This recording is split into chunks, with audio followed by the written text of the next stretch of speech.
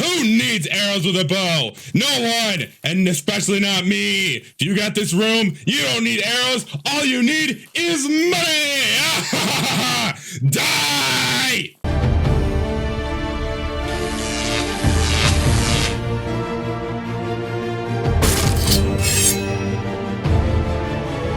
What's up? I am Luke from the Master Sword Valley with another Minecraft mod showcase for you all. Today I am doing what's known as the Super Legends mod. Sorry, the Supers Legend mod. But I just prefer to call it the Zelda mod because, like I said, this mod adds a lot of stuff from the Legend of Zelda. It's all mostly items, no mobs or anything new. But yeah, when I saw this mod, I instantly had to do it because I'm a huge fan of the Legend of Zelda. I'm not quite a nerd like with a lot of other franchises, like some people are, but I'm definitely a huge fan. It's always one of my favorite game franchises to just pick up and play if I need to just find a game to play, you know? But yeah, like I said, this adds a lot of new items and new blocks into this mod. No new mobs. So first we're going to show off the new blocks, then we're going to show off all the ores, and then we're going to test them, and then we're going to leave something to the end, which will happen after the outro, but I'll get to that later. So yeah, let's get this started. Let's do some Zelda! So let's start off with some basics. As you guys know, or if you don't know if you haven't played Legend of Zelda, these are rupees. The rupees are the general currency in the world of the Legend of Zelda, and we have 5 colors right here. We have green, which is worth 1, blue is 5, red is 20, silver is 100, gold is 300. Now, you get these now, in order to get these rupees, you basically have to kill normal mobs, just like in Zelda, or, you know, break pots or something like that. And there's a chance that you will get these different colors of rupees, as you can guess. Most basic mobs, like you say if you kill like a zombie or a skeleton or a creeper or something, will drop mostly 1 rupees, or they might have a chance of dropping a blue rupee. I don't know about how rare it is. I know that's just, you kill mobs, you get rupees, and you go from there. Just spat everywhere. Now for the red rupee, I would assume you could probably kill like a stronger mob or something. I don't know how rare this is to drop from a mob. The forums only mention that they will drop them based on their drop rates, but the rarity of them depends on how difficult it is to fight them. So like I said, zombie or skeleton, not too hard, so they'll probably drop the red, green, and blue. Red, you could probably find from fighting like an Enderman or like a those like big beasts in either the Nether or from like the illagers and such. And then silver and gold rupees most likely are gotten from killing even stronger enemies, such as the Ender Dragon, Wither, or the Elder Guardian. And that's a direct quote from the forum itself. And those rupees are mostly used in a ton of okay, well, not a ton, but some crafting recipes. They're not used for buying anything. You think they would. So yes, you can make them into a basic set of tools that's out of every color. You have the green, which is, you could probably assume can be the weakest, except the axes. The axes are actually really powerful, a lot stronger than the swords. But yeah, you have green, you have blue, which is a little stronger, red, which is stronger than that. You have silver, which is obviously meant to be stronger than red. And then you have gold, which is presumably the strongest, as it does the most attack damage out of all these different kinds of weapons right here. So yeah, rupee tools. And of course, like any valuable ore, you can also turn them into rupee blocks right here. This is the green, blue, red, silver, gold. You guys see it on, unless my colorblind viewers out there. So yeah, you could turn them into any of these blocks right here and they can act as decoration blocks. Yeah. So now we'll move on to the blocks from Zelda. Right here, we have a set of spikes. It comes in a set of 3. To make that, you're going to need 4 iron ingots, 3 oak planks, and you'll get the spikes. And the next thing we have right here is a gossip stone, which is just for decoration. You can't talk to it, if you guys know what I mean. Hint, hint. To make that is just going to be 6 stone in a pattern like a door, and you'll get to the gossip stone. Next thing we have right here is just a basic bush, and that's really simple. It does require oak leaves and planks in order to make it. You cannot use any other planks. Trust me, I tried. And you'll get 2 bushes for that. And then we have a chain link fence, which is just 4 iron bars in a pattern like this, and you'll get a chain link fence. And as you can see, these are what these look like outside of the chest and placed down and such. Really cool 3D models and such. Of course, as you'd expect, like the spikes, you know, that they would hurt you. And the rest are just for decoration purposes. The next thing we have right here, which is something straight out of, I would want to say Ocarina of Time and Majora's Mask, is the Deku Flower. And this is used for more than just looking pretty. To make that, you're going to need 3 jungle leaves, 1 jungle wood, and a pink dye, and you'll get the Deku flower. It does have to be jungle. It is case sensitive like this. So yeah, just so you know, you gotta go hunt it for jungle biomes. Wood.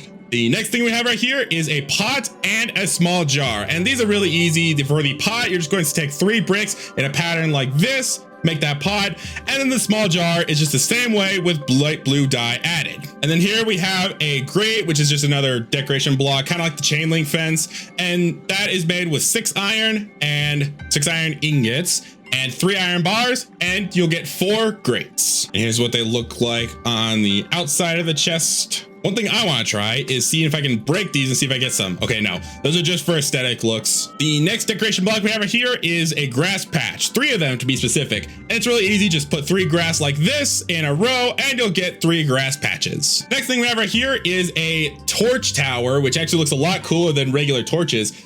And to make that, you're going to need 5 sticks in an X with a coal or charcoal. Doesn't matter, same will, either or will work. And you'll get the torch tower. My guess for that work in progress sign under it is that the mod creator wanted it to be kind of like torch traps in regular Zelda where they shoot fireballs at you.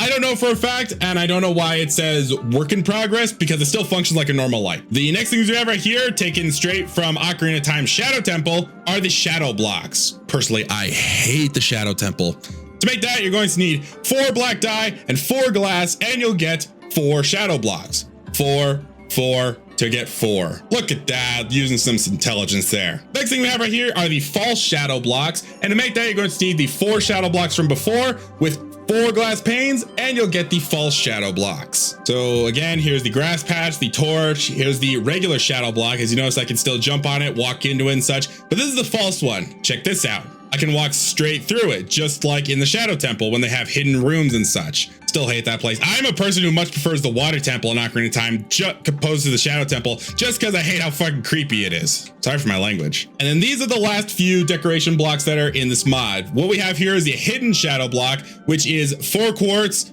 and 4 shadow blocks, the normal ones, and you'll get the hidden shadow block. As you notice, it's completely gone right here. So if you want to make an invisible base or see-through base free from mobs, you certainly can. Maybe not players. The next thing we have right here, which is actually kind of gruesome, is a tombstone block. To make that, you're going to need 5 black concrete and 2 regular stone, and you'll get a tombstone block. Again, kind of creepy. The next thing we have right here are some stone path blocks, which I think are in like the modern day Zelda games that have updated graphics and whatnot. And to make that, it's just 3 stone slabs in a row, and you'll get 6 of them. And then we also have stone tile blocks, which is a black dye and 3 stone brick slabs like this, and you'll get stone tile blocks. Just 4 of them. You get 4 of them there. And again, here's what they look like in all their place block goodness right here. Paths, tombstone block, again, kind of creepy, and the false shadow block right here. Or do you think the hidden is called hidden? Hidden, yeah. So yeah, those are all the decoration blocks in this mod. You didn't see that other thing. And yeah, let's move on to something else. And by something else, I mean another ore. This right here is the only new ore that is in this mod, and it is called the Master Ore. Now, the Master Ore can only be mined with a netherite pickaxe, and you can find this stuff where you would find normal like iron or even butter or even teardrops and such. Ooh, teardrops. Yeah, sorry. Anyway, this Master Ore block can be found between 0 and 19Y. The forums were actually nice enough to tell me where you can find them. And yeah, you mine it with a netherite pickaxe. It is very, very slow, unfortunately, but only a netherite pickaxe can do it. I tried with a teardrop one. Doesn't work.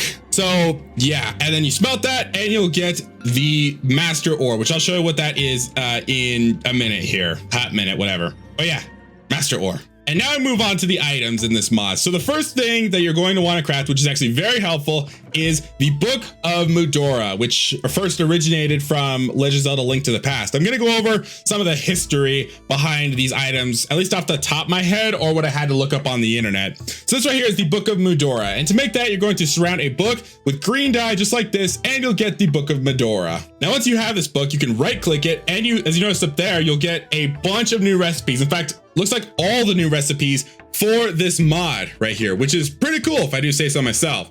So we open this right here. We have 17 pages worth of stuff to look at. If I go through the stuff, you might notice a lot of things that aren't in normal Minecraft, and it gives you pretty much, I think it gives you all armors and tools and everything that is in this mod that you can craft. All from crafting that Book of Majora, which is not, to me, it is not hard to get. Just green dye, book, done.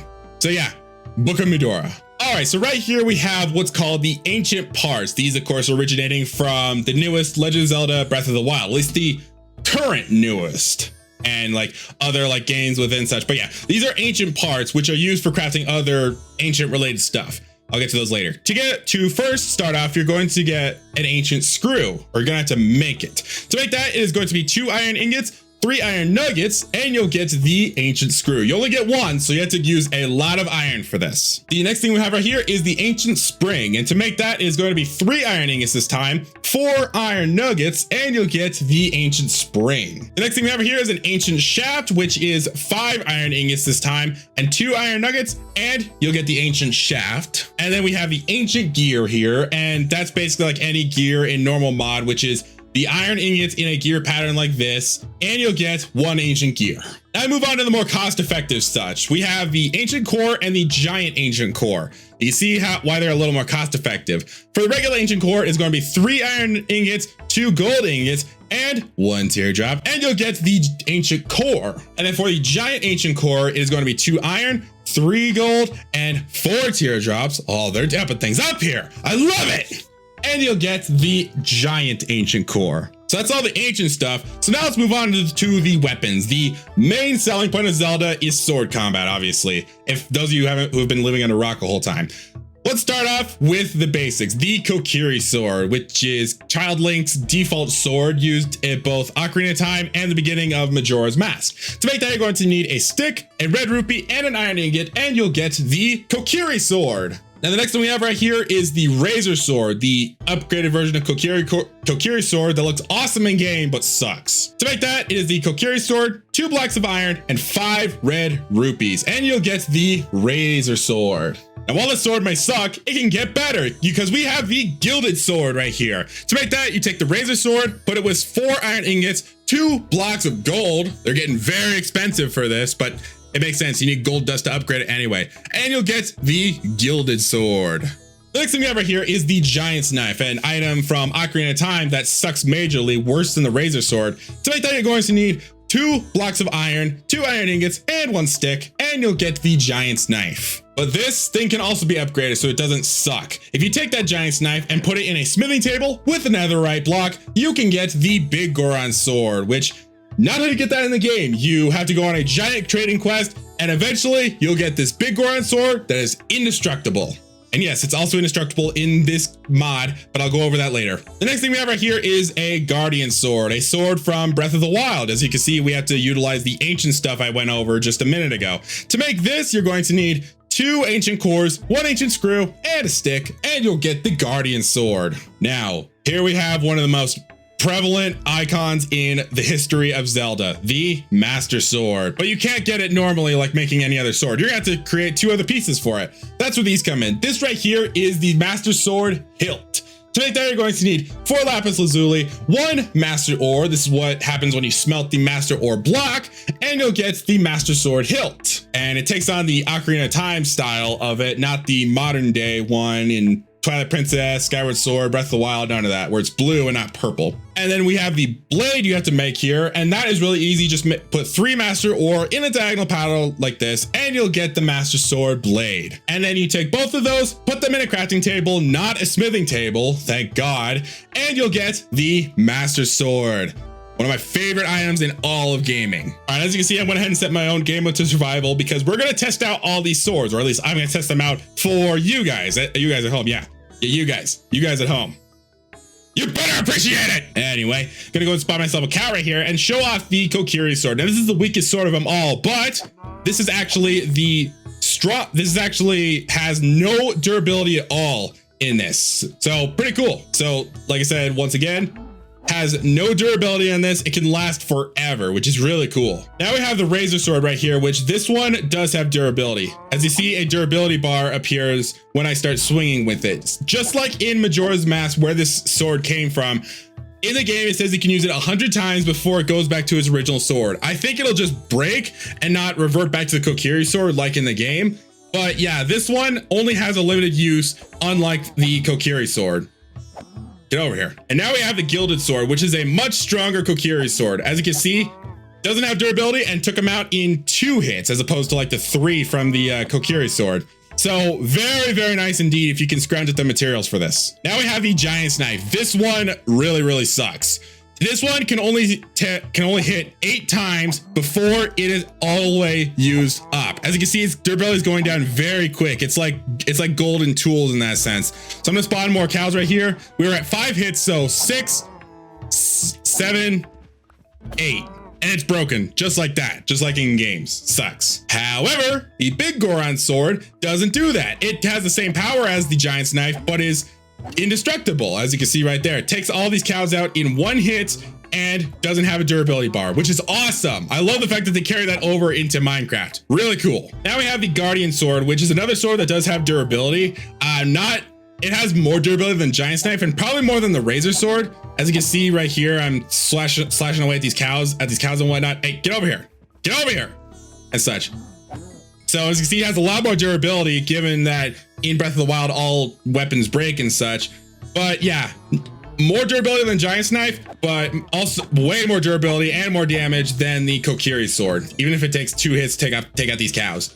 So yeah, Guardian sword. What? Then of course we have the Master Sword, which is like the Guardian sword, still does the same amount of damage. Oh no, it does 1 more damage actually. So it actually is the most powerful single-handed weapon. With the Big Goron sword, watch this. I cannot put anything into my offhand because it's a two-handed weapon. Even though it's giant, it's actually a 2-handed weapon. So anyway, with the Master Sword, it's still powerful. It's a lot more powerful than a netherite sword, that's for sure. I think 1 more damage, but it's indestructible. They take the Master Sword from Ocarina of Time, Link to the Past, Twilight Princess, Skyward Sword, and all that. Not the Breath of the Wild one, even though that one's also indestructible. But you get the idea.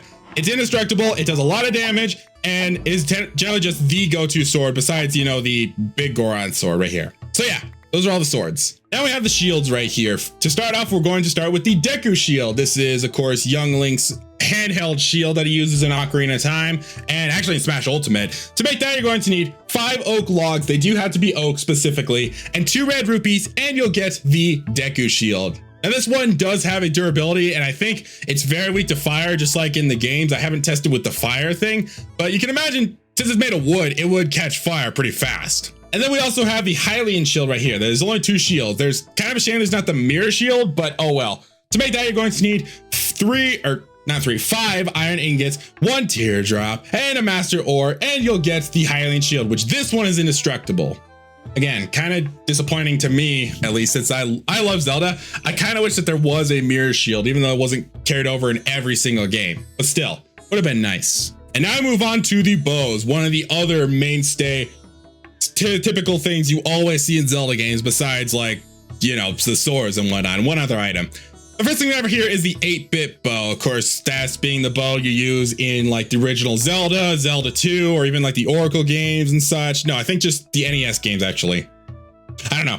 To make that, you're going to need 3 string, 1 rupee, 3 acacia planks. It is specific, like I said, and 2 tripwire hooks, and you'll get the 8-bit bow, which, as you can see, it will use a green rupees as arrows, not green arrows, not DC's superhero. Green rupees. And now we have the hero's bow right here. This one, a step up, upgrading to that, which has the model of the Majora's Mask hero's bow, but you know, obviously hero's bow has the same name in games like Wind Waker and Twilight Princess. It just called like the fairy bow in Ocarina of Time and the bow in Skyward Sword and whatnot, but you get the idea. Hero's bow.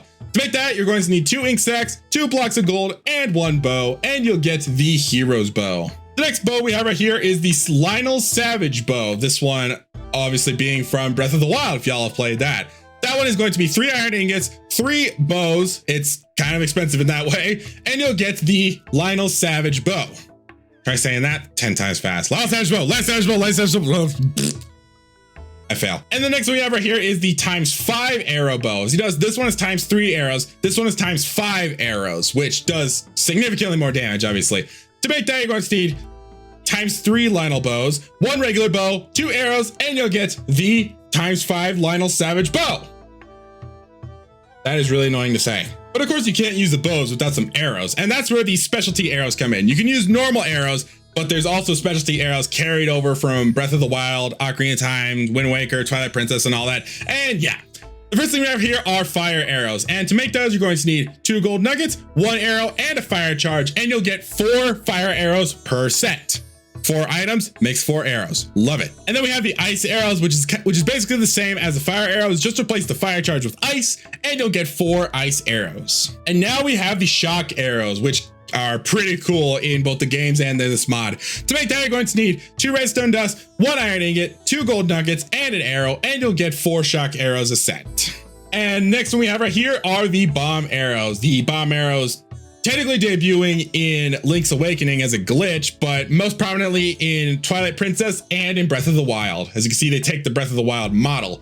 To make that, you're going to need 2 paper, 1 arrow, 1 string, and a bomb, and you'll get the bomb arrows. And the last specialty arrow we have right here is the ancient arrow. Now, these things are incredibly powerful. It's no wonder Link uses them in his final smash in Ultimate. To make that, you're going to need 2 ancient screws, 1 ancient core, redstone, arrow, and a string, and you'll get the ancient arrows. Now, as you can see right here, you can take any arrow in this mod, including regular Minecraft arrows, and put them in 5 like this, and you'll get a bundle of arrows, which ultimately adequate to using only 1 bundle when used the ×5 Lionel Savage bow. I actually got the name right, yes! But yes, you can only use up 1 when you have a stack of these bundle arrows and such. You can do it with normal, fire, ice, shock, bomb, and ancient arrow. All right, I'm just gonna get straight into it and show off the Savage Lionel's bow. So this one, as you can probably guess, this one shoots 5 arrows at once.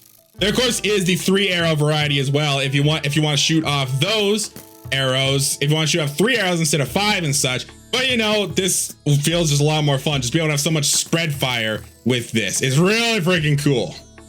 And that's the normal arrow bundle that I wanted to show.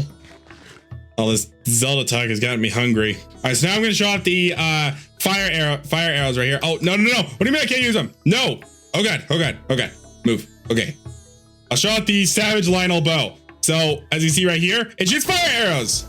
Oh God. What do you mean that reflected back at me? As you can see, they will shoot fire out at anything. Oh God, I better weather, rain. Take out all this fire because I'm too lazy. Oh right, it doesn't rain in Savannah Vibes. I forgot. Crud. All right, so as you can obviously see, that's the Savage Lionel bow. And apparently it only uses 5 or 1 arrow per 5 blast. I actually didn't know that, but apparently it's got low durability. This is one that I didn't properly test out in normal survival. And apparently I also learned that the bundle of arrows is really so you can put them all together and save space that way. You still have to break them apart to, you know, shoot them and such. I didn't know that, but yeah, those are fire arrows. Now we have the ice arrows here out of the ×5 bow. So we're just gonna shoot that, and it makes them actually freeze in place for a few seconds so you can run away easier. I don't know if it does increase damage. Doesn't quite look like it, but right here, as you can see, they are dropping some rupees right here. So this is what I'm talking about, how rupees will come from pretty much any mob. But yeah, those are the ice arrows. They slow things down, but I don't think they do them any more damage. This is gonna be a bad idea, but these are the shock arrows on creepers. Oh, I thought I was gonna strike lightning onto them, but apparently not. What happens if I go into survival and shoot them? Okay, it looks like it just slows them down, gives them potion effects and such. I thought I was gonna strike them with lightning, but apparently not. Oh well, those are the shock arrows then. Now we have the bomb arrows. I'm sure you can guess what these one does. They explode and don't cause any damage, and apparently they bounce back, which is lovely. Let's start shooting the ground. Go! There we go. Explode, explosive mobs with explosions. I don't know why they're bouncing back, how they are able to bounce back so much, but yeah, those are the bomb arrows right there. Luckily, they don't cause damage. Now, this is the long-awaited ancient arrows, which I'm sure you can do what these do. They do a ton of freaking damage. As you can see right there. And they even played a little sound from Breath of the Wild. Listen. Nice. That's a cool little touch. I never noticed that. I never tried these before. But we gotta try them on something bigger. We gotta test this out on this bad boy, the Wither. Wait for him to get his health back. Because it looks like shooting the arrows did nothing. Let's see how much damage a set of ancient arrows can do on this guy. Almost half his health. Wow. Oh, I gotta kill him. Oh yeah, I forgot. Oh crud. Big Goron sword, big Goron sword. Hey, no, don't run away from me. Big Goron sword. Let's just finish it off with this. But yeah, they do so much freaking damage, especially if you use the ×5 Lionel Savage bow. So pretty damn cool. Those ancient arrows are extremely powerful. Now let's move on to the basic sort of items. Some of them are weapons, but I classify them more as actual items in this because, I mean, they are in Zelda, let's be fair. The first thing we have right here are bombs, and this is basically how you can get a bomb to craft bomb arrows. To make that, you're going to need 5 lapis lazuli, 1 gunpowder, and a string, and you'll get the bomb, which actually makes sense now I say it out loud. You got the blue coating around the outside, the gunpowder, and the fuse for it. Nice. I'm sure you guys know what exactly a bomb can do. You throw it, and it'll blow up in a few seconds. And it plays a little fuse sound effect from the games. That's awesome. Looks like it plays the one from Wind Waker, but that's still pretty cool. It'll kill mobs, but won't do any damage. Awesome. Next item we have right here is one of my personal favorites in Zelda, which is the boomerang, a child's play toy, but in Zelda, a deadly weapon. To make that, you're going to need 2 iron, 2 gold, a block of redstone, and a diamond, and you'll get the boomerang. Now this thing is pretty damn cool. Watch, I'll go over to, is there a cow right here? Yes, there is. Does this actually do damage? Okay, it looks like it does. Maybe it just like does a time. Oh no, it does do a lot of damage. So it does do damage, and also watch this. Oi. Okay, well it can grab items, as you can see right there. It's to aim like exactly at it. But yeah, I thought that was so cool that you brought that from Zelda to this mod. How the boomerang can grab items. It even cuts grass. Oh my god, that's so cool. But yeah, this is one of my new favorite items now. Yeah, I always love the boomerang and I love it here. So yeah, boomerang. The next thing we have right here is the magic cape, which is probably an item from the the 8-bit or 16-bit games, because I don't see it modern day now. To make that, you're going to need 4 red wool, 2 diamonds, and an eye of ender, and you'll get the magic cape. Now this thing more or less reminds me of an invisibility cloak from Harry Potter rather than a magic cloak from Zelda, because when you shift and right click, you will put the thing on and you'll become invisible. As you can see, I'm nothing, but you cannot see a thing. You also get weakness and mining fatigue for it, but you also get invisibility and resistance for it, which is cool. I just don't like the blindness part of it. So like I said, acts kind of more like an invisibility cloak in that sense rather than a magic cloak. Or magic cape rather, but yeah, that's still that. That's what that does. Yay. The next thing we have right here is another Wind Waker item, the Deku Leaf. To make that, you're going to need 5 jungle leaves. I almost said 3 for some reason. 1 gold ingot, 2 phantom membranes, and a stick, and you'll get the Deku Leaf. Now this thing will basically act like a slow faller, as it will slow your descent very gradually. However, it uses stamina, and that's something that I should go over. Let me go ahead and go into survival here to show you that. Here, let me get. It won't show it very easily, but basically, stamina is your hunger bar in this. Like, if you use this thing a lot, you'll see what I mean. But yeah, this is to basically use this. It depletes your hunger. Even though it's not doing it right now, but trust me, that's what stamina is in this game. It's not like a separate wheel or anything like in Breath of the Wild. So a little lame, which means you gotta have a lot more food on you. But yeah, that's the Deku Leaf. The next things we have right here are mostly all from like 8-bit games and such. The first thing is the Rock's Feather, which finally gave Link the ability to jump. Only took till a Game Boy game to give him a jump ability, but then they just threw it away in the rest of the other games. To make that, you're going to need 3 lapis lazuli, 3 phantom membranes, 2 blaze powder, and a feather, and you'll get the Rock's Feather. Feather to make a feather. Look at that. Next thing we have right here is the magnetic glove, which is another item appearing in, I think, from what I read, it appeared in the Oracle games as well as 4 swords. And this one is cool. To make that, it is 4 blocks of iron, 1 leather, 1 gold, and 3 redstone dust, and you'll get the magnetic glove. Next thing we have right here is the Lens of Truth, with that being a game that I know is in Ocarina of Time and Majora's Mask, which helps a lot in the Shadow Temple. To make that, it is going to be 4 purple dye, 1 observer, haha, I get it, 1 gold nugget, 1 red dye, and 2 glass panes, and you'll get the Lens of Truth. And then this is the magic mirror, which is another item from games like Link to the Past. To make that, it is going to be 2 ender pearls, 1 glass pane, 5 lapis lazuli, and 1 gold ingot, and you'll get the magic mirror. All right, so this right here is the Roc's Feather, and just like in the games how it made you jump, this one makes you jump much higher and come with a slow falling speed, which is really, really nice. You can't like hold down space and get the effects all the time, because as you see, I'm just normally jumping here. So you have to be like few and far between with it. So we'll jump, slow down, 1, jump, fall, slow down slowly, jump. As you can see, you have to be sparing with it, but yeah, it's still cool nonetheless. I can't reach my teardrops. I don't want to move my seat, but I can't reach them. What do I do here?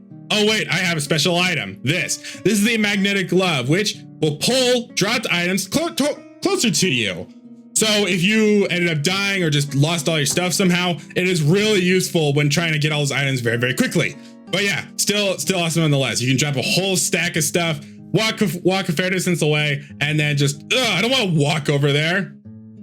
I'll have it walk to me, just like that. So yeah, magnetic glove, awesome. And this one I can't get to work for some reason, the Lens of Truth. It says that it can reveal a hidden target for you, but you can hear me clicking, and it doesn't seem to be doing anything, unless I thought it would be able to like reveal these like hidden shadow blocks that are like right here or something, or even make these disappear so you can see it's just an illusion. But unfortunately not. I don't know why it ain't working, but if you guys know what the problem is, definitely let me know in the comments. I always appreciate your guys' feedback and whatnot. Oh no, I'm stuck. I can't fly and get out of here. I don't want to dig my way out. I don't want dirty hands. Well, I have this thing. Let's hope this try. Go.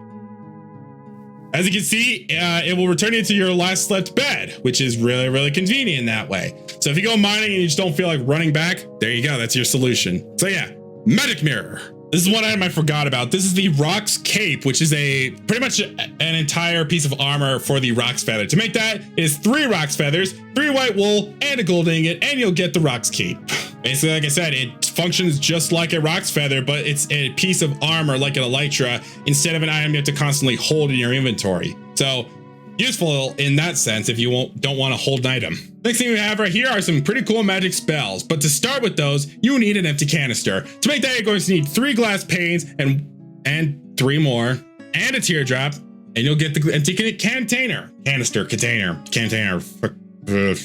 canned fruit. And the first spell we have right here, all these spells coming from Ocarina of Time, and of course now Zelda uses them in Smash as her special attacks and whatnot. We have Din's Fire right here. To make that, you're going to need 6 blaze powder, 2 flint and steels, and an empty canister, and you'll get the Din's Fire. Yes, I said canister. Next thing we have right here is Faron's Wind, and to make that is 6 emeralds, 2 Eyes of Ender, and an empty container, and you'll get Faron's Wind. For some reason in games kept calling it Faror's Wind. The last magic spell that we have right here is the Nehru's Love, which has gotten late game in Ocarina of Time, of course. That one is 6 teardrops, 2 glowstone, an empty canister, and you'll get Nehru's Love. All right, so this right here is the Din's Fire. Hey, what good thing you showed up right here. So the Din's Fire, as you saw by the name, of course, you can shoot fire with it. Can you? I guess I have to be in survival mode. Yes, I do.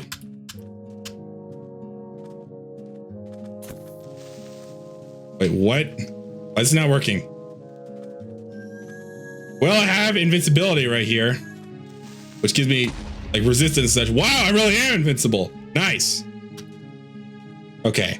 Well, that was Nehru's Love. I don't know why Din's Fire isn't working. But yeah, as you saw, Nehru's Love does work. I really don't get what's happening with Din's Fire and why it's not working. I don't know if it was because of rain. Oh, it is because of the rain. Okay. And it might just be slow use. Okay, and why is it not working now? Why is it not working? Through din, you can set the world ablaze, right click to use. I know, I'm doing that.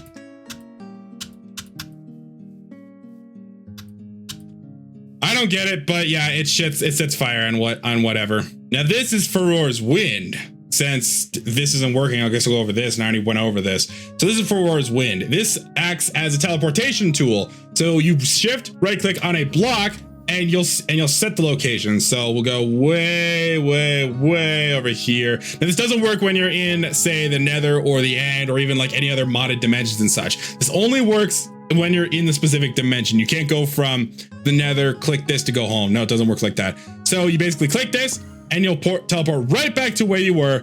And if you want to set a different place, you shift, right click in the air. And so like I'll set it here, location already set. And if you shift, right click in the air, you will clear it. So yeah, still really useful again for mining and whatnot. So you have the magic mirror and this that you can use to come back home. Really cool. But yeah, those are the spells. Now we move on to some more of my personal favorite items, which is the Fairy Ocarina and the Ocarina of Time. Let's start with the Fairy Ocarina. To make that, you're going to need 5 clay balls, and a sugar cane, and you'll get a Fairy Ocarina. And then for the Ocarina of Time, you're going to take that Fairy Ocarina, take 5 teardrops with it, a sunflower, an ender pearl, and a master ore, and you'll get the Ocarina of Time. Now with the Fairy Ocarina, this one honestly is a little lame in this mod because all it does is only play one note. Even if I were to like shift or jump or something, it only plays one note no matter what. So you can technically do something with like editing and such if you want to make a song out of it, but it's kind of lame. The novelty of it alone is pretty cool though. And then we have the Ocarina of Time, which I'll take a look at the sun right there. Will always play the sun song no matter what. You think because it was called Ocarina of Time, it would play the Song of Time or something like that, but no. All it plays is the sun song. I really wish that there was other songs in this mod, but those are saved for, I guess, other Ocarina mods, which is kind of lame. I was really hoping that there was other songs I could play for this, like Song of Storm, Zelda's Lullaby, Song of Healing, like Song of Freaking Time or whatnot. But now it's a little lame. The next items we have right here are the silver and gold scales. These, of course, coming from Ocarina of Time after playing some water-related mini games. To get the silver scale, which you can actually craft and not have to go diving for rupees, to make that, you're going to need 4 lapis lazuli, 1 iron ingot, and you'll get the silver scale. And then if you take that silver scale and surround it with blocks of gold, or butter in this case, you will get the golden scale. Now these allow you to have, this one will give you 10 seconds of underwater breathing as long as it's in your inventory. This one will give you 20, and they will only activate once you're in the water. So I'll take this gold one right here. As you notice, I had 20 seconds stopped right now. That's because if I go into the water right here, only now does it start ticking down. So you can just do whatever you need to do underwater and such for 20 seconds, and then you'll start losing your air and have to go back up after that. So novelty of it alone is cool, but there's other items that are way more useful than this thing, which I'll show soon. Just very soon. Wait for that. All right, now for the final 8 regular old items. The first thing we have here is the Hero's Secret Stash, which I guess is a way of the game explaining how Link stores everything in his pockets or something. To make that, you're going to need 6 leather and 1 ender chest, and you'll get the Hero's Secret Stash. Now, this functions like a regular old ender chest. As you can see, ender chest right here. If you placed other ender chests throughout your world, you can also access them this way. This is also just a personal bag to put whatever you want into. It's like a shulker box almost. Just you don't need to go to the end to actually make it. Now we have these jellies right here, which can make these potion mix right here. I'll go over these soon, but I have no idea how to obtain these. It doesn't say so on the forums, doesn't give any description here. I don't know how to get these. If you guys know what drops these or where to find these, please let me know, because I will always appreciate you guys' feedback and such. Either way, these will make potion mixes, like I said, a red, a green, and a blue. Let's start with the red. To make that, you're going to need a water bottle, another wart, red jelly, and a glycerin melon, and you'll get a red potion mix. Now this does nothing for you, but I'll talk about that once I talk about the others. Now for the green potion mix, you're going to need redstone, green jelly, and a water bottle, and you'll get a green potion mix. And the blue potion mix is kind of a mixture of both of these. Water bottle, blue jelly, Glistering Melon, Netherwort, and a Redstone Dust, and you'll get the blue potion mix. And then when you put these into a furnace, you will get these potions right here, which do various effects. This one will heal your health if you need health. This one will heal your hunger. This one will do both at the same time. But again, I have no idea where to locate blue, green, and red jelly. So if you know, please let me know in the comments. I would be greatly appreciated for you all. Now, these right here are what make the true actual icon of the Legend of Zelda. True actual, that didn't make any sense. It is the shards of the Triforce. Now, in order to make these, you're going to need Triforce shards. You have Triforce power shards, wisdom shards, and courage shards. Now, these are dropped rarely by a load of enemies, which I have pulled up on the forums right now. To get the power shards is really rare. You kill off either blazes, gas, magma cubes, zombie pigmen, wither skeletons, or the withers. And you have a chance, a very small chance, of getting one shard right here. As you notice, those are all nether related enemies. So if you go to the nether and just go on a killing spree, you have a chance of getting the shards that you need for the Triforce of Power. I would recommend going on the forums to see how rare certain mobs will drop those items, because it's like some of them are like 1 in 90, some are 1 in 40, and other things like that. So if you want to know an exact rarity amount, go on the forums. I'd recommend that. For the wisdom shards, you have a chance of getting them from Cave Spider, Drown, Guardians, the Vindicator, or the Elder Guardian. And you can get the courage shards right here. Again, random chance. And then for the courage shards right here, you have a chance of getting them from the Evoker, Phantom, Pillager, Ravager, Shulker, Skeleton, Witch, or the Ender Dragon to get the courage shards to make the Triforce of Courage. Now, the really strong mods in this mod, the Wither, the Ender Dragon, and the Elder Guardian, will actually guarantee drop one of the shards that you need for this. So if you're having trouble finding them, just go go brave up, man up, and kill off one of those bosses, and you'll get one immediately. Pretty cool. Now, these different shards will do different things depending on which one you have. You basically right click them to activate their powers. So the Triforce of Power will give you poison, haste, strength, apparently wither for a few seconds, but only temporarily. Why it gives you poison, I have no idea at all. But yeah, that's the Triforce of Power right there. It just gives you certain effects for a limited amount of time. When you have the Triforce of Wisdom, you will get night vision and water breathing, which I guess makes sense since it's blue, but that's kind of lame. That's all it gives you. I mean, if you're going swimming, sure. And then the Triforce of Courage will give you speed and resistance for 30 seconds. Pretty cool if I do say so myself. All these are still cool and all, but it's kind of sucky that you have to activate them every single time. And I don't know if they're wasted or not. I haven't tested that yet, but yeah, kind of lame you have to activate them every single time the effect runs out. But that's not all. You can take all 3 shards and put them together to make the Triforce itself. And of course, if you played Zelda, you know that this thing is ultimate power. Right click and you get pretty much all the good buffs from it. It's really, really useful in that sense. Speed, strength, resistance, haste, night vision, and water breathing all at once with the power of the Triforce. Pretty damn cool if I do say so myself. Sorry guys, I just had to take a quick break because my throat was kind of getting tired there. But yes, we're moving on to the next part of this mod, which is all of these tunics right here. And some of them are from the older games, you know, like Four Swords, Breath of the Wild, or no, 4 Swords, Ocarina of Time, Majora's Mask, the classic green tunic, yeah, the blue, the red, the purple, but all of those are from the other games. We'll get to those. So let's start with the green tunic. First off, for this one, you basically surround the regular leather armor with rupees and leather. I always knew his tunic was dressed in rupees. God, I can't talk. So first off, for the cap, you're going to need 3 green rupees, 2 leather, and 1 regular leather cap, and you'll get the Kokiri cap. For the tunic, you're going to need 4 green rupees, 4 leather, and a leather tunic, and you'll get the Kokiri tunic. For the Kokiri leggings, you're going to need 2 leather, 1 leather pants, and 2 rupees, and you'll get the Kokiri leggings. And for the Kokiri boots, which is pretty much the boots used for all the regular colored tunics, you're going to need 2 leather, 1 rupee, and the boots, and you'll get the Kokiri boots. Now, there's other styles of boots, but I'll get to those at the very end. Look at that. We match, just like twins. Yeah. Except I can jump and he can't. Now for the Zora tunic, which is just all blue, which is honestly the one I prefer. You basically take the Kokiri tunic and surround it with lapis, but you also need a gold rupee for the Zora tunic right here. The cap and the pants, or leggings, whatever, just basic lapis and such.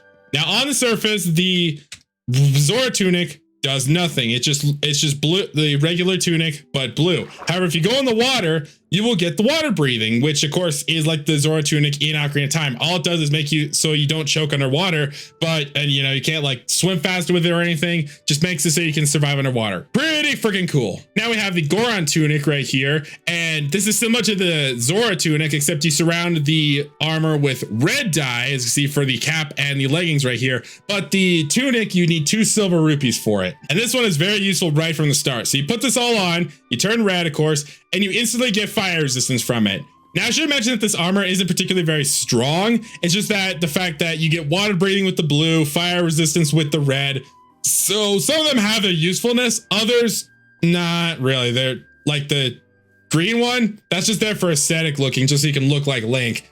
And same thing with this next one right here. But yeah, Zora and Goron, very, very useful. And then the purple tunic is basically the same like the other ones, just surround the Kokiri armor with purple dye and you'll get the purple set of armor. And then this stuff is just like the Kokiri armor, but just purple. Same like durability, no extra buffs or anything. Yeah, just purple. Now we move on to the special stuff. This is the magic armor. This magic armor going from Twilight Princess, my favorite game, of course. To make this armor, you're going to take gold set of armor and surround it with rupees and iron. So for the cap, it is a gold helmet and a green rupee. For the tunic, it is 2 gold rupees and a gold chest plate. Good luck getting those, is all I can say, not to sound dickish. For the leggings, it is 2 iron, 1 green with the gold leggings. And for the boots, same thing, just with the gold boots instead of the gold leggings. So right now, I'm actually really, really slow during this. It's also nighttime. But right here, if I grab a stack of gold rupees right here. Oh wait, no, maybe it does have to be green rupees. Yeah, I gain the normal resistance, but my rupees go down at a constant rate, unfortunately. So kind of sucks in that sense, but I still get a ton of resistance right here. Like, let's go ahead and go over. Is there a creeper here in the desert or just somewhere away from the mod showcase area? Is there? Creeper! Hey, buddy, I want you to be a test subject for me. So as you can see, if I get blown up by this creeper, nothing. I take 0 damage as long as I have rupees in my inventory. So again, just like in Twilight Princess, they deplete your rupees, but you are invincible when do this. See, didn't even get hurt by that skeleton. But when you have 0 rupees, you get no resistance and are incredibly slow. So there's the downside. But yeah, still pretty cool. And the armor still looks awesome. Hey! Screw you too. Well, he destroyed all the armor already went over, so not too bad. Next up we have right here is the dark set of armor. This stuff is pretty cool. To make it, you're going to surround the armor, the Kokiri armor, with ink sacs, except for the boots. You take the boots with 2 ink sacs, 2 blocks of redstone, and a daylight detector, and you'll get the dark boots. And this is basically the entire set of dark armor, as you can see right there. Just like the Zora armor, on the surface in the daytime, this does nothing. This is just your regular average Kokiri armor. But when I turn the time to night, right here, you get a speed boost when playing at night with this armor on. Really, really nice in that sense. So if you're out hunting or mining or something and it becomes nighttime, you can just put this armor on, or as long as you have it on, you can easily outrun anything. It's really, really useful, and I like it so much for that. Next up, we have the Zora armor. Obviously, the Zora armor appearing in Breath of the Wild here, which this stuff, obviously complicated to craft, but it's basically, you know, I'll show you. To make the cap, you're going to need 5 ink sacs, 1 iron helmet, 2 iron ingots, and you'll get the Zora armor cap. For the tunic, you're going to need 5 silver scales. So you're going to need a lot of materials for this thing. 1 lapis and 2 leather, and you'll get the tunic. For the leggings, it is 4 ink sacs, 1 leather pants, and 2 leather for the leggings. And then for the boot, or the flippers, excuse me, you're going to need 4 lapis, 3 leather, and you'll get the flippers. Actually, no, now that I look at it, this isn't the one from Breath of the Wild. This is from Twilight Princess as well. Works for me. So when you have this full set of armor on and you go swimming, you actually get 2 abilities with this. Water breathing and what's called Zora's Grace. It's flashing on screen very, very briefly, but you get underwater breathing and can swim a lot faster than if you had the normal, than if you didn't have the armor on. Like, look how slow I am right now. And then I'll put the armor on and you see how much faster I am in the water. Really cool. This is still one of my favorite armors for going in the water. And it still looks cool, like how it tries to represent the Zora armor in Twilight Princess. So gets a plus from me. Now we have the Flamebreaker armor, which it just says the armor of the Gorons, but doesn't really give any much stronger armor in all reality. It's just another set of fireproof armor. So to make the helmet, you're going to take the Goron cap, surround it with iron and a blaze powder to get the Flamebreaker helmet. The Flamebreaker tunic, it is once again 7 iron, blaze powder, and a red wool, and you'll get the Flamebreaker tunic.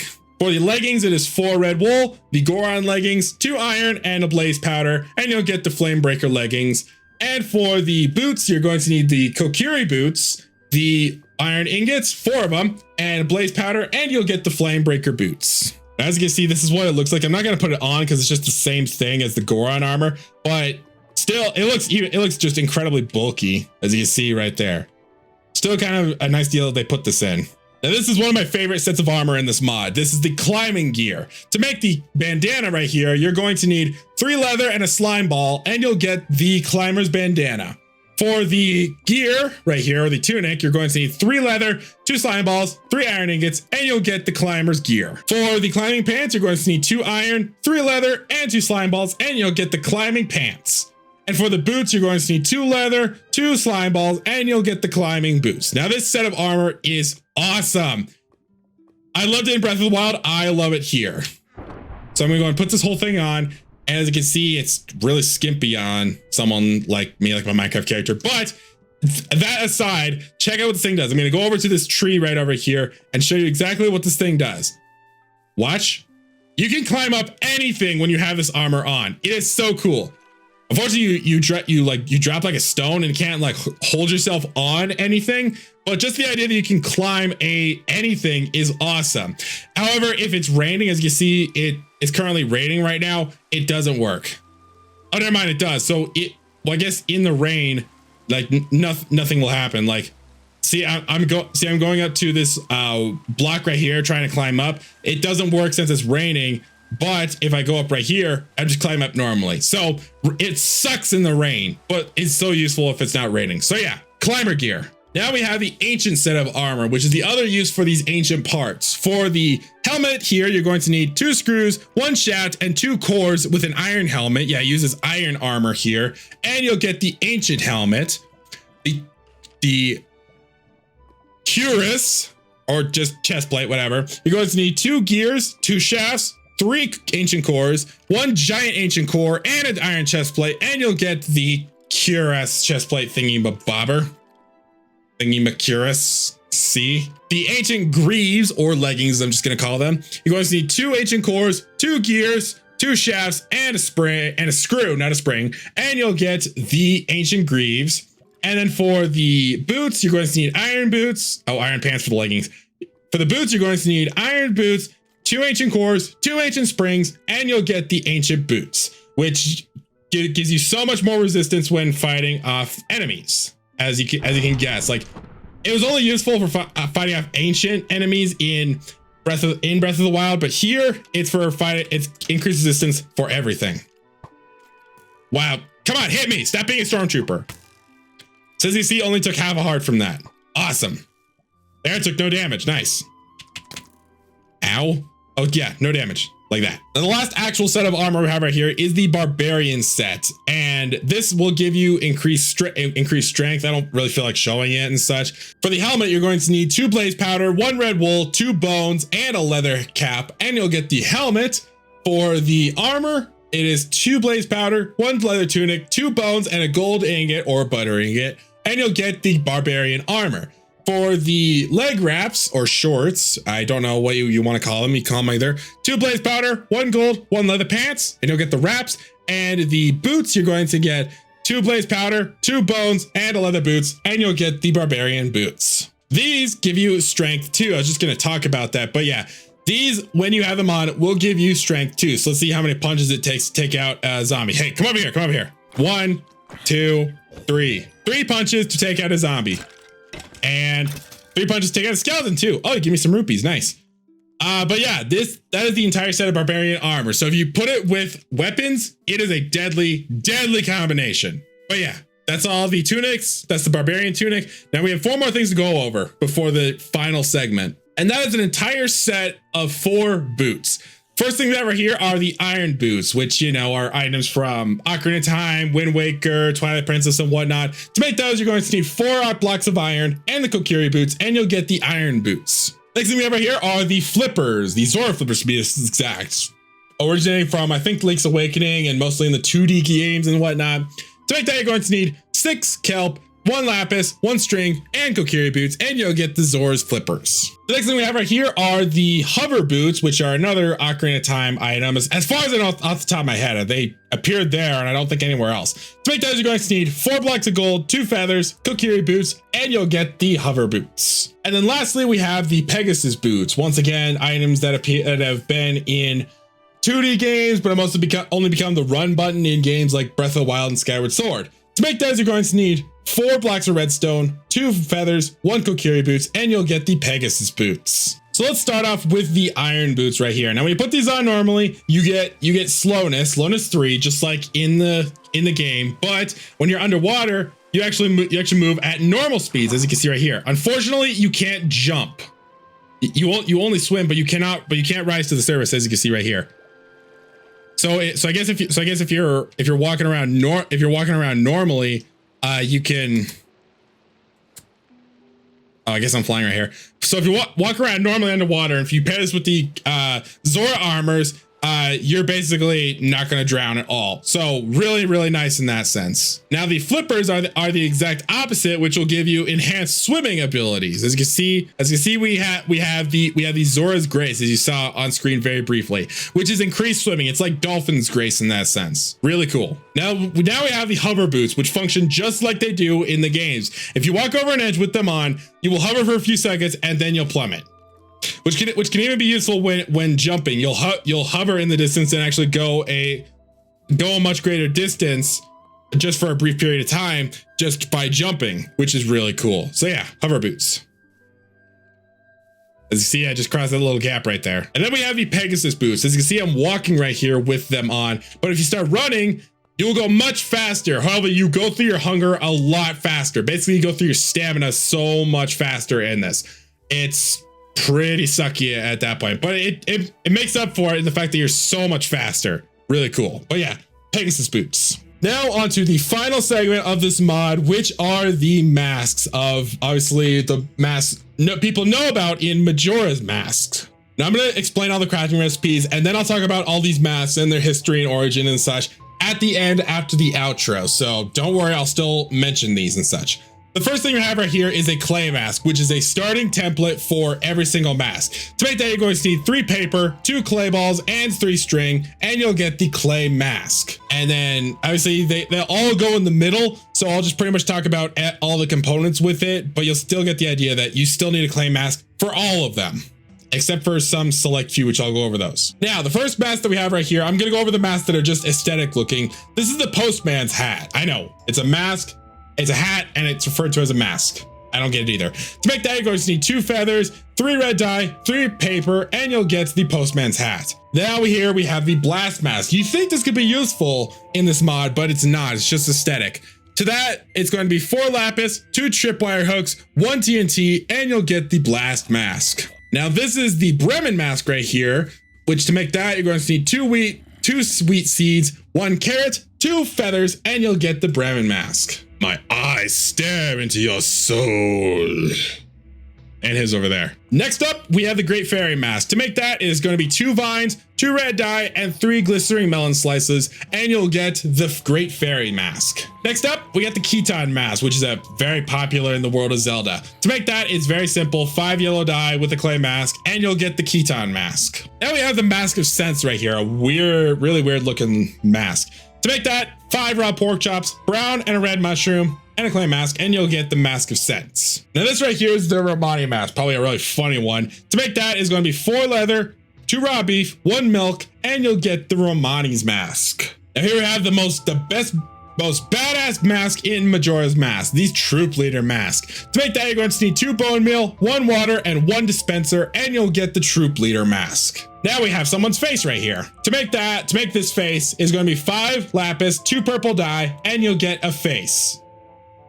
Yeah, just a face. Next up here is the Giant's Mask, probably a fan favorite. To make that is going to be 6 Soul Sand, 2 Blaze Powder, and you'll get the Giant's Mask.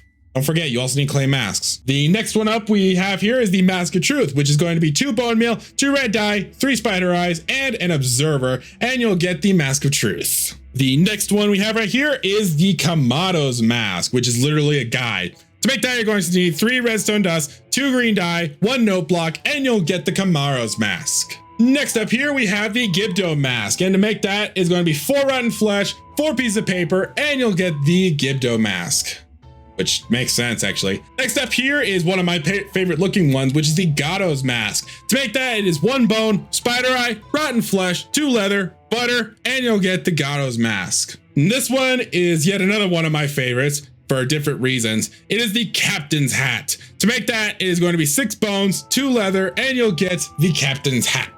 Bruh. This is the last of the aesthetic looking masks. The first one, one of the last ones we have here is the Moon Mask. To make that, you're going to need 3 iron, 2 ender pearls, 2 gold ingots, 1 light gray dye, and you'll get the Moon Mask. And counter opposite to that is the Sun's Mask. And that's going to be 1 red dye, 5 gold ingots or butter ingots, 2 sunflowers, and you'll get the Sun Mask. If you take the Moon and Sun Mask and put them together, you will get the Couples Mask. Very simple crafting recipe there, but really complicated for the rest of these right here. The next mask, quote unquote, we have right here is the Hawkeye, which is a Twilight Princess item actually. That one is going to be 3 white wool, 1 brown, 2 glass panes, 2 feathers, and a gold ingot, and you'll get the Hawkeye. Now those are the aesthetic looking masks. Now we move on to the actual functional masks, which first one right here is the very creepy looking all night mask. To make that, you're going to need 6 phantom membranes, 2 golden carrots, 1 clay mask, and you'll get the all night mask. Next up here, we have the stone mask, which is, I guess, pretty useful for to fool your friends and such. This one is going to be 6 stone, 2 ender pearls with the clay mask, and you'll get the stone mask. Next up here, we have the Dongero, or some people say Dongero, because like Keto is frog in Japanese and such. To make that, you're going to need 6 lily pads, 1 slime ball, and you'll get the Dongero's mask. That's how I say it, Dongero or Dongero. Next up here is a real fan favorite of Majora's Mask. It is the bunny hood. To make that, you're going to need 5 sugar, 2 rabbit's feet, and you'll get the bunny hood. Now these are ones I'm sure a lot of people recognize. These are the transformation masks in the game. Let's start with the Deku mask. To make that, you're going to need 5 jungle wood and the Deku flower. I told you this thing was useful other than decoration, and you'll get the Deku mask. For the Goron mask, you're going to need 5 granite and 1 block of coal, and you'll get the Goron mask, not granite mask. Next up here is the Zora mask. Yeah, there's 3 different Zora related things in this mod. No, 5. To make that, you're going to need 6 tropical fish, 2 Zora flippers, and you'll get the Zora's mask. And now we have Majora's mask right here. You can finally make it yourself. Feel the power of Majora.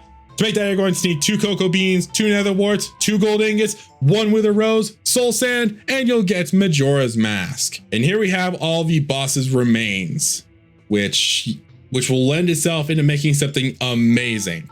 So let's start with the Dalwa. To make his remains, you're going to need the blast, all night, postman, not captain, blast, all night, postman, stone, and great fairy mask to get a Dalwas. For goats, you're going to need Mask of Sense, Dongero, Keaton, Brahmin, and Bunny. I said Brahmin there. And you'll get Goat's mask. For Georg's mask is going to be the Mask of Truth, Couple's mask, Romani's mask, Troop Leader mask, and Cafe's mask, and you'll get Georg's remains. And for Twin Wolves remains, you're going to need the Captain's hat, the Giant's mask, Kamaro's mask, the Gibdo mask, and the Gado mask to make the Twin Moles remains. Now you take all those masks and you put them all together to create the ultimate life form and 100% reward of Majora's Mask, the Fierce Deity's mask, locked away in its one chest. It's all 4 remains in a pattern like this, and you get the Fierce Deity's mask. That does it. That pretty much does it for this mod. I'm not done. I won't be done yet, as you can tell by the length of the video. I'm going to go through every single mask one by one and show off like any effects and talk about like the history of them and such. But this is basically the end of the mod showcase. So if you guys liked it, make sure you stab that like button, comment down below any questions or mod suggestions you have. Make sure you subscribe, hit the notification bell and whatnot, and check out the mod in the description below as well as my social media. If you love Zelda, I'm sure you'll be a big fan of this mod, even if there's some items that didn't work and such. But again, that's all I wanted to say. If you want to stick around for talking about the masks and such at the end of the showcase, do so, unless you think you've had enough and want to go watch some more videos. Totally up to you. I can't control what you do. But like I said, that's going to go ahead and do it. My name is Luke, and say it with me. Stay strong and feel the power. See ya! All right, so if you chose to stick around at the end of this video to find out what all these masks do, thank you for that. So let's get right in. We have a lot of masks to go over. I'm just going to talk about them, what they do in the game, and their history from the actual Zelda games themselves. So let's start off with the Postman's hat. As you can see, this is what the hat looks like in the game and such. And this hat obviously originates from Majora's Mask. Almost all of these do, but I'll talk about the specific ones when we get to them. This mask is gotten at the end of the really long Anju Cafe side quest in game, which usually happens around like which takes place over the entire 3-day side quest or 3-day time, excuse me. And you get this from giving a last piece of mail to the postman, which he delivers to the mayor's wife in the bar. And now he says that he's free and he gives you this hat so he can be free and set his own schedule. And if you talk to a mailbox, you get a piece of heart. So yeah, that's the postman's hat. Next up here is the blast mask, which is a mask that can substitute for bombs if you don't have any, but you lose health in the process. This mask is attained by waiting in Clocktown as a human on the midnight of the first day. An old woman will come by and she will get robbed by a thief. And if you stop the thief from taking the bombs from her, she will give you this blast mask. Says you can have your own personal fireworks show, even though she mentions that it's dangerous. So yeah, that's the blast mask. Looks a little derpy in this game. This is the very, very creepy looking Bremen mask right here. And this mask is obtained from talking to the guy named Guru Guru, who is a lot of Zelda fans know is the guy who plays the fan favorite Song of Storms. It's a good song, but it's not my all-time personal favorite. But yes, you talk to him in Majora's Mask at midnight in a place called the Laundry Pool. He tells you his life story and he gives you the Bremen mask after you listen to his story, after he says that he stole it from the troop leader that he was in. So yeah. Still looks creepy and unfortunately doesn't serve any use. But oh god, is this funny in Ikana Canyon. Just, if you play the games, you know what I mean. Now we have another creepy looking mask, the Great Fairy's mask, which again doesn't do anything. But in the games, this is the second mask that you obtain within the game. It's going to the Great Fairy in Clocktown after becoming human again. She will heal you of all your magic and give you this, telling you that there are stray fairies and great fairies in the 4 areas of Termina. And she gives you this so that you can attract fairies to you. And you know that there will be a fairy in the room if the hair in game shimmers. If it shimmers, then there is a great fairy in the room. If it doesn't, you've gotten them all, or there isn't a great fairy in the room. And of course, getting all the fairies will give you certain buffs in the game, like more magic, more defense, an extra spin attack, or a new weapon. So yeah, that's the Great Fairy's mask. Still doesn't look too good. Now we have the Keaton mask from both Ocarina of Time and Majora's Mask. In Ocarina of Time, this is the first mask that you trade in the mask side quest, but in the Majora's Mask, blah, you get this mask from the Anju Cafe side quest once again. This is given to you by the shop owner who knew the Kid Cafe, and this is what Cafe wore to hide his face as he was been turned into a child.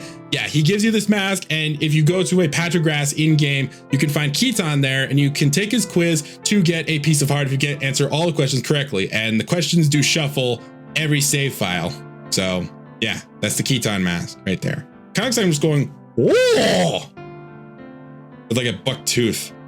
Yeah. Wario the winner. I'm just kidding. It looks like a Wario mask, but no, this is the Mask of Sense, which doesn't do anything in this, but this is gotten after Woodfall Temple after you bring the Deku Princess back to the palace, and the Deku Butler will basically race you to the end to a shrine area and basically give you this. This is used to sniff out mushrooms in the game, which you can get free potions out of, but I mean, I never find myself using this. If You all find yourself using this?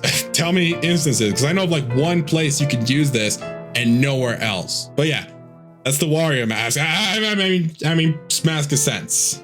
I got the ability to be a cow. Okay, no, this is the Romani's mask, which it just makes you look like a cow here. And to get this mask, you have to save the Romani Ranch from aliens on night 1. And then on night 2, you will be asked if you want a ride back into town. You have to defend milk jugs from the ranch owner. Her name is Cremia. And if you do so, she will give you this mask, which allows you to enter Club Romani for a couple side quests. And one item there called the Chateau Romani, which gives you unlimited magic for the 3-day cycle in Majora's Mask. It resets once you reset time. So pretty cool in that sense, but it just looks ridiculous on someone like my Minecraft character. Like, wow. Next up, we have the troop leader mask, also known as the circus leader's mask in Majora's Mask.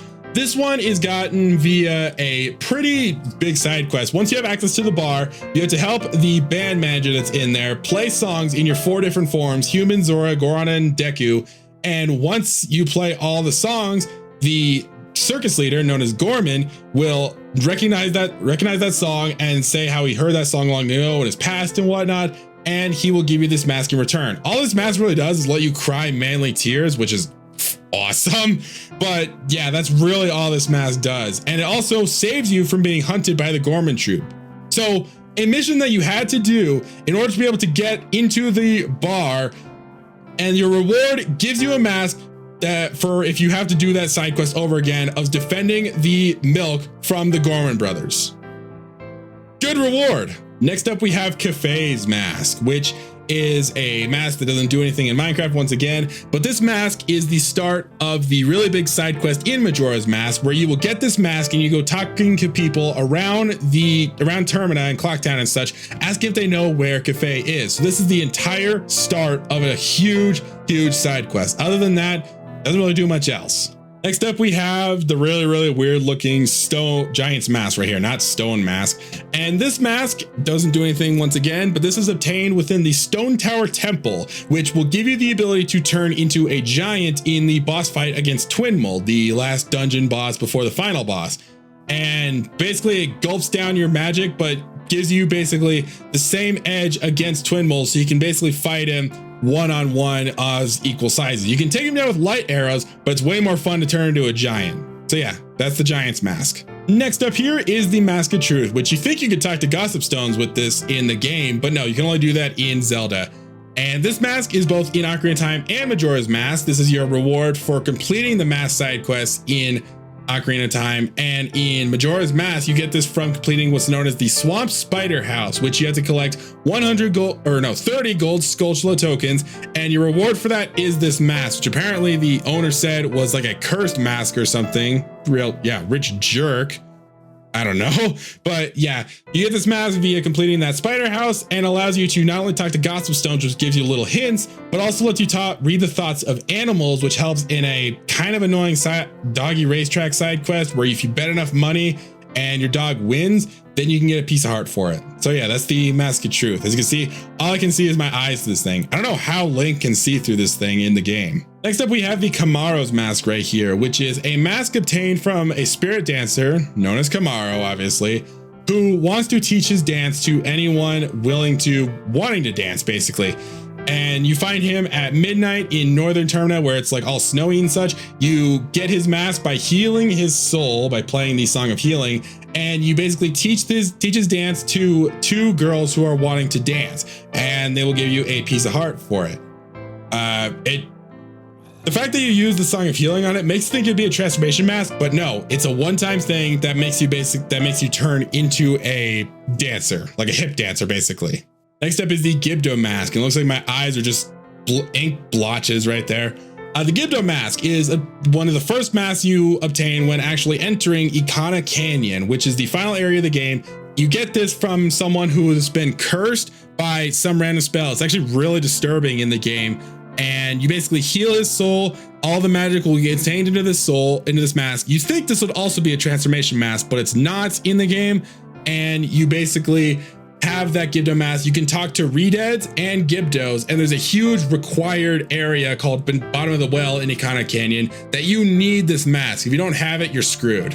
Now we have the Gato mask, which looks like I just have a big old derpy smile on my face. But yes, the Gato mask. This is obtained within Romani Ranch. After you get your horse, you can go to a horse racing track where after you win, which is not a really hard race, it's much easier in Majora's Mask than Ocarina of Time, you will get this mask, which says that the wandering ninja spirits that once were in Ikana once wore this mask. And if you go to Ikana, this is how you can actually get access to Ikana Canyon. And if you wear this around, you'll fight Gato. They'll give you little hints. I don't know about all the hints they give. I just know that the one hint at the beginning of Ikana Canyon is mentioning that you need the ice arrows in order to be able to, you know, be able to access Ikana Canyon. So yeah, that's the Gato mask. Looks kind of derpy in this one. Now we have the Captain's Hat, which story-wise, this is one of my favorite masks in the game, or hats rather, even though it's referred to as a mask. This is gotten in the side area of Ikana Graveyard, which is actually a required area in the game. This will, in order to get this, you have to awaken Captain Kita, who's been asleep for a very long time, and you basically chase him and fight him. He will relinquish duty of you as the captain, and give you the captain's hat to crown you as the new captain, which means that hundreds of soldiers, undead soldiers, still swear allegiance to this symbol of authority. That's a direct quote from the game itself. And with it, you can open up areas like the graves of Ikana Graveyard. So you can see why this is one of my favorite masks story-wise. Looks-wise, it's a little silly, but it's still an awesome mask. Now we have the Moon Mask, which just looks like an ordinary mask. And this is what's known as a wedding ceremony mask that Anju and Cafe use. Like, I think Anju uses the Moon Mask, which is, like I said, a ceremonial symbol of like love or something. And she has it the whole time inside what's called the Stockpot Inn.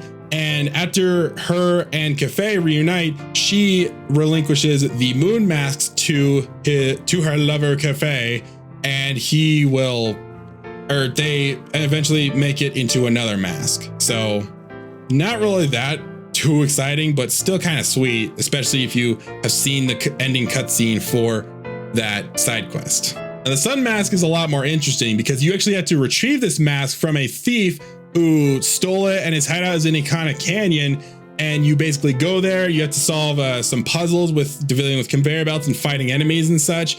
And you get this mask, which is Cafe's mask. He returns it to Anju, and both of their masks combine together to make the couple's mask, which is your reward for getting all the way through the side quest. I mean, there's some more rewards as well, but you basically take this mask to the mayor of Clocktown, or Termina in that case, and you will get another piece of heart out of it. One of the last few pieces of heart, if you choose to take on that side quest when you already took down one of the all 4 of the dungeons.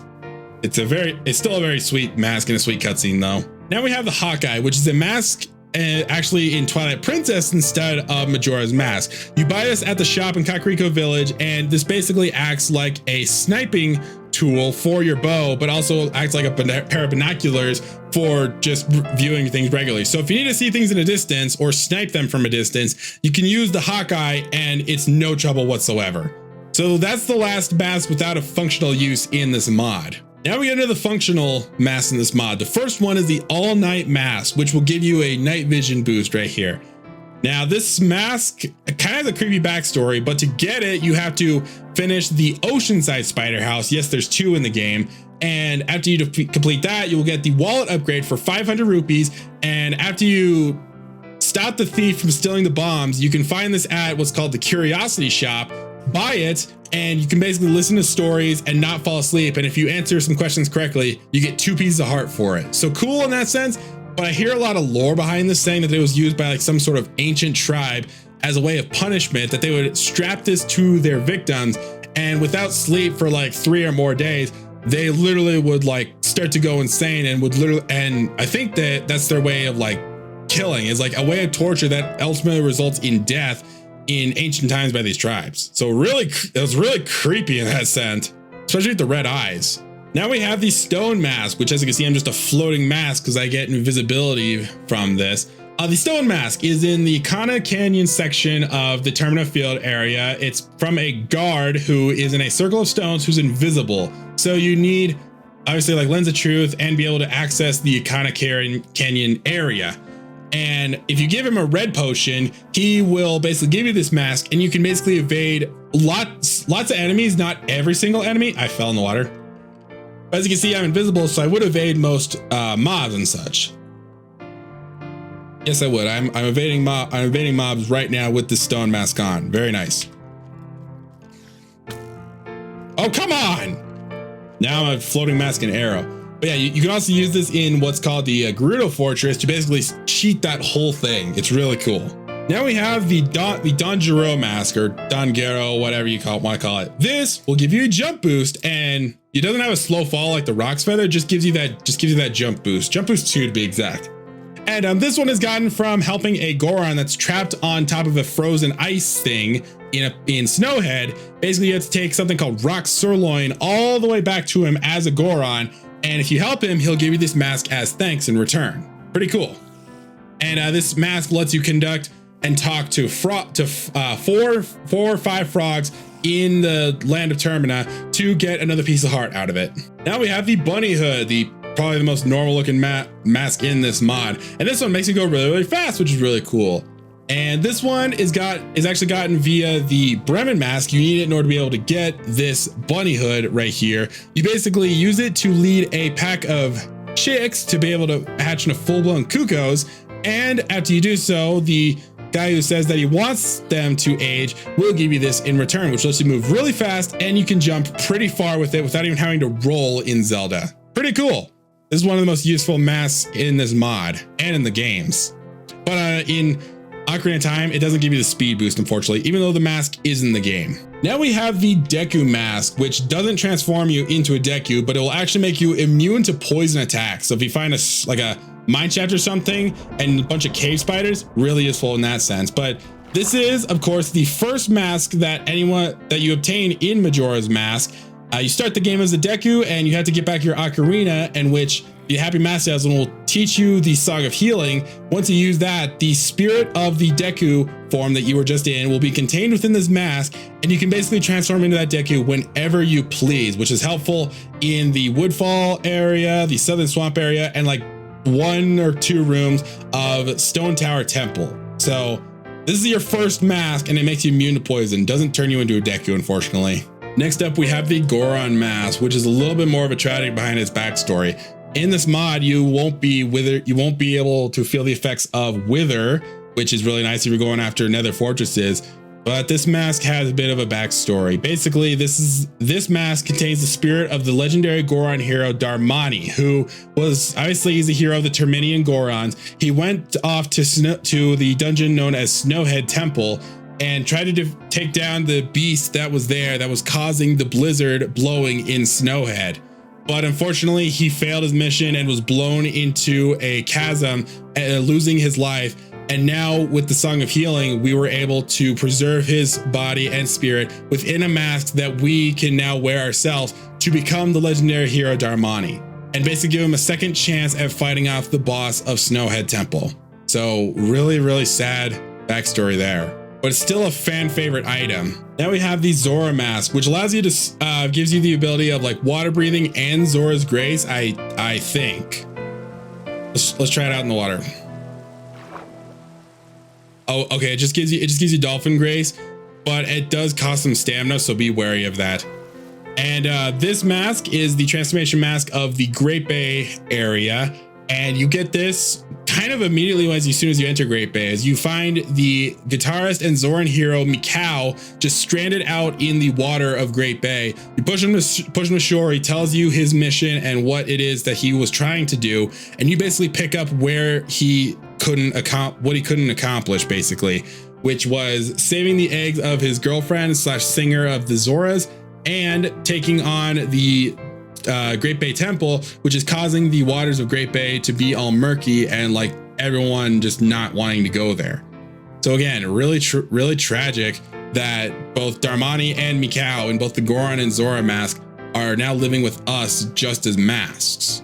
Now we have the big one, which is Majora's Mask. This is a really, really dangerous mask. Be careful with it because it gives you Bad Omen, Speed 2, Strength 2, Resistance 2, and Wither. So unless you have Wither potions or something, or somehow able to stack 2 masks, be careful with this one.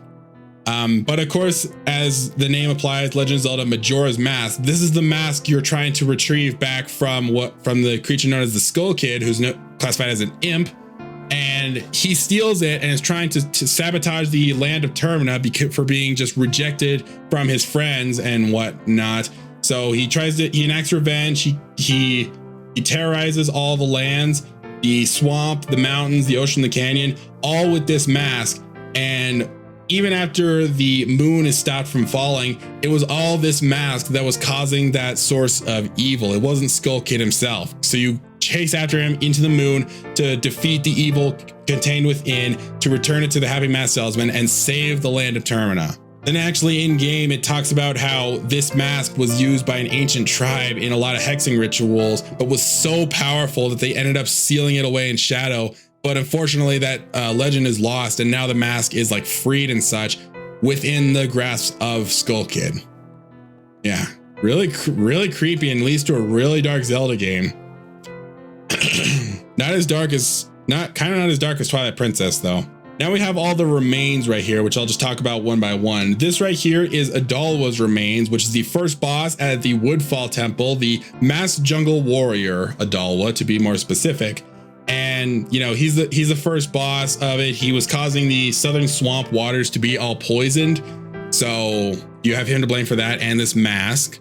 This is Goat's remains of the masked, I like saying it like this, masked mechanical monster Goat. I like saying it like that. But yes, Goat is the boss of the Snowhead Temple, the monster that Darmani went after to slay, but lost his life in the process. Unfortunately, really tragic. He was the one who's causing a constant blizzard in the mountain area of Snowhead, and spring would just never spring until we went off with Darmani's mask and stopped it once and for all. Then we have everyone's favorite boss's remain, Georg, the gargantuan masked fish from the Great Bay Temple, the one who caused the waters of Great Bay to turn all murky and to just not bring any life to Great Bay. It's really sad in that sense, but I can tell just everyone loves Great Bay and just loves fighting Georg. And of all things, the mask really blends into the rest of his body, even if the fact that he's able to move his mouth through the mask. It's kind of weird. Last, Twin Mold. Twin Mold is the boss of the Stone Tower Temple in Ikana Canyon, the one who is keeping a curse on the land of Ikana and causing the dead to not be able to rest or some tragic thing like that. Now, the name Twin Mold is exactly what it says. When you fight Twin Mold, you actually fight 2 variants of the same creature. It is a twin bug boss, which is really cool, and it's the only place where you can use the Giant's Mask to fight on the same level as Twin Mold. So I would say all my favorite bosses. Goat is got to be my favorite boss, but I still like Twin Mold just for the fact that I can use the Giant's Mask. Last but not least is the one and only Fierce Deity's Mask, the 100% reward for getting all masks in Majora's Mask. Now this mask will give you strength, jump boost, and luck in this mod, but in the games is the most powerful mask in the mod and gives you the most powerful sword in the game, which lets you shoot sword beams. It's not apparent here in this mod, unfortunately, but its backstory is actually a lot creepier, as there's some theories that speculate that the Fierce Deity is actually the true evil and not Majora, which I'll just briefly talk about this, which a lot of theories say that in ancient times, it was actually Majora, and apparently according to like the manga and such, Majora was the actual true hero from long ago, and the Fierce Deity is the great evil. As the description in game says, could its powers be just as fearsome as Majora? So a lot of people speculate that this is the evil mask, Majora was the good mask, but we saw it completely wrong, as it was used for very bad intentions. But it's just a theory, and that's all the masks in this mod. I hope you all enjoyed, and I'll see you guys next time. See ya.